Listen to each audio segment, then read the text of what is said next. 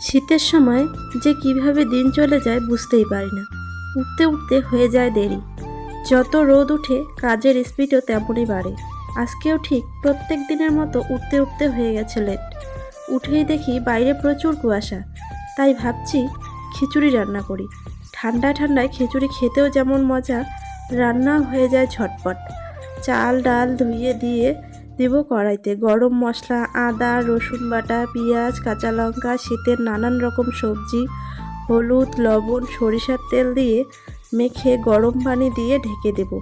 প্রথমে কড়াইতে বসালেও পরে হাঁড়িতে ঢেলে নিয়েছি, কড়াইতে আটবে না জন্যে। ঢাকনা খুলে চালটা সিদ্ধ হয়ে আসলে মটরশুঁটি, গরম মশলা, জিরা গুঁড়ো দিয়ে নেড়ে চেড়ে রসুন, জিরা ও তেল গরম করে ফোড়ন দিয়ে দেব। রেডি শীতের সকালে ঝটপট খিচুড়ির রেসিপি।